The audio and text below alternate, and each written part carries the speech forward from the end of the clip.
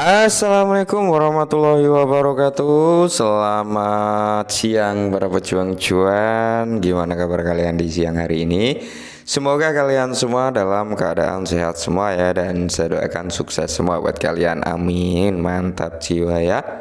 Dan tetap secangkir kopi ya kan kawan semua, harus selalu ada buat menemani kesempatan siang kali ini untuk melihat rekondisi daripada keadaan cryptocurrency, yang dimana kalau kita lihat bersama keadaannya teman-teman ya.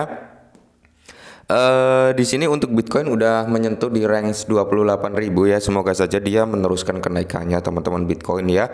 Walaupun altcoin belum menunjukkan tanda-tanda yang positif juga, karena memang ada beberapa faktor yang mengakibatkan altcoin ini cenderung nggak bisa naik terlalu signifikan ya teman-teman, nggak bisa naik terlalu impulsif. Nanti kita bahas alasannya karena apa gitu, kenapa altcoin ini kok cenderung nggak mau itu ya, nggak mau naik mungkin kill one zero gitu ya, mungkin naik cukup impulsif, cukup lumayan tinggi, kenapa nggak mau gitu ya.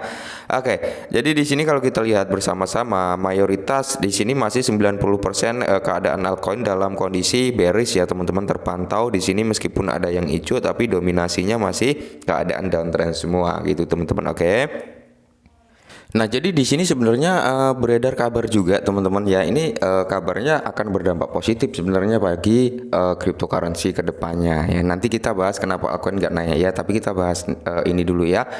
Yang dimana rumornya teman-teman, rumornya yang beredar ya kan, Hamas ini ya, Hamas akan menyerang Israel teman-teman ya. Hamas ini akan menyerang Israel, yang dimana Iran ini ngelihat ya bahwasanya Rusia ini sukses gitu di dalam perperangan melawan Ukraina waktu itu ya, waktu beberapa lalu. Nah, dengan demikian kemungkinan besar ini akan mendorong US ini teman-teman untuk mencetak semakin banyak dolar. Oke, akan mencetak semakin banyak dolar. Jadi di sini bisa dikatakan nanti ketika Amerika Serikat ini mencetak banyak dolar untuk membantu Israel ya kan. Nah, di mana di sini inflasi US ini akan semakin tinggi ya.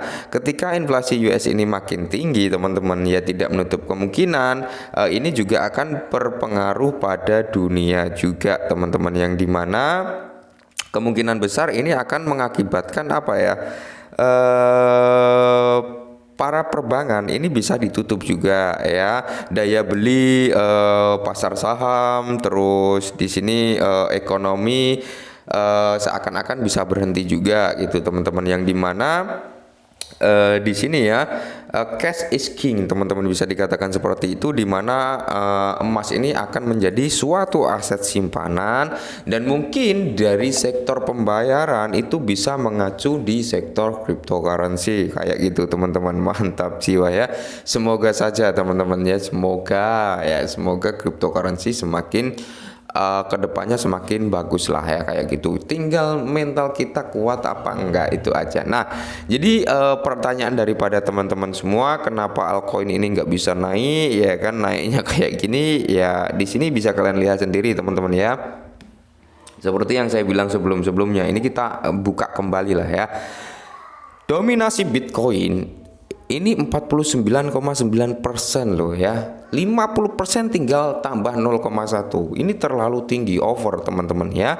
Yang dimana Bitcoin dominansi ini adalah dominasi cryptocurrency selain Bitcoin ya, yang dimana rata-rata ketika Bitcoin dominansi ini tinggi, mayoritas orang-orang itu cenderung mendominasi terhadap Bitcoin dulu gitu ya kan. Alhasil apa? Altcoin mereka itu dijual-jual dulu gitu teman-teman ya.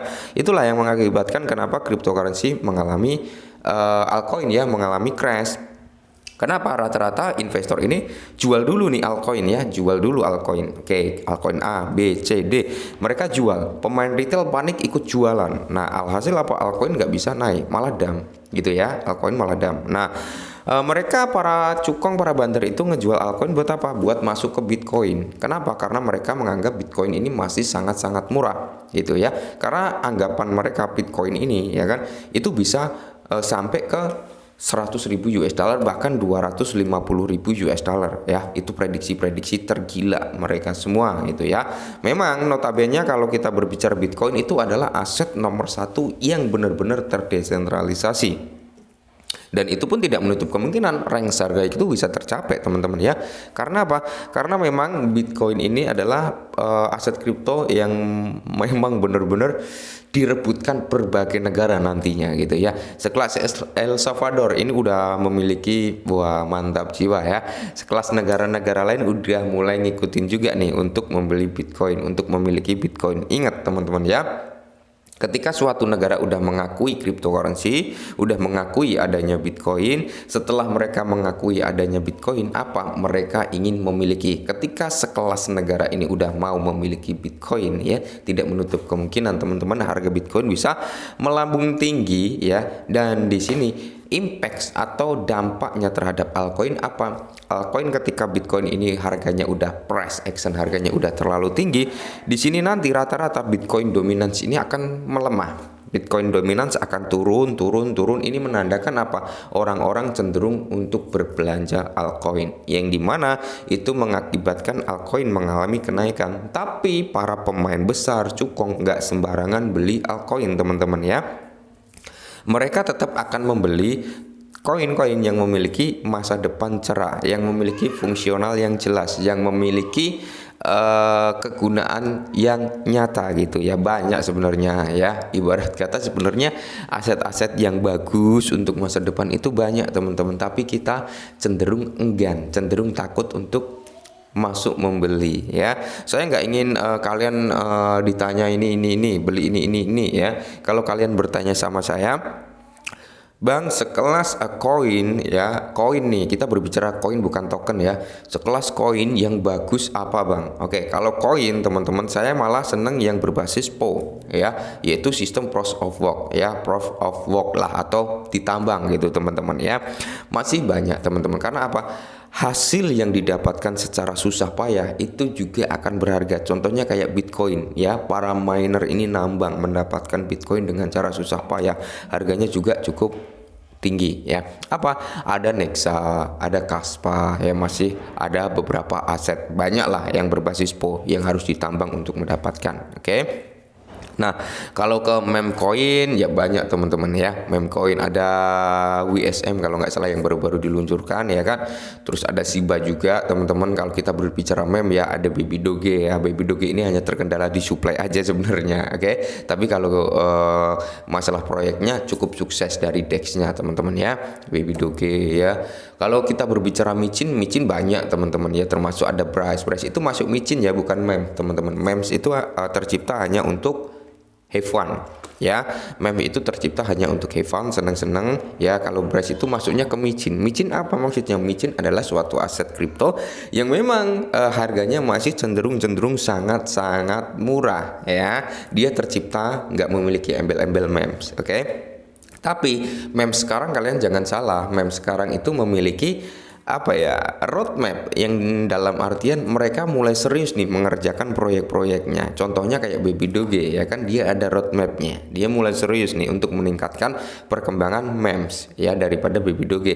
Shiba sekarang sudah memiliki blockchain ya yang namanya Shibarium, yang dimana itu adalah layer 2 daripada Ethereum. Jadi meme-meme sekarang ini udah mulai serius gitu untuk mengembangin mereka agar lebih baik lagi dan mampu bersaing dengan token-token meme lain gitu ya. Dengan cara apa? Membuat use case, membuat utilitas ya, memperkuat fondasi aset-aset tersebut. Jadi inilah yang kenapa altcoin itu belum naik ya, salah satunya karena ini teman-teman ya, Bitcoin dominance ini yang mengakibatkan altcoin belum naik ya teman-teman, seperti itu ya.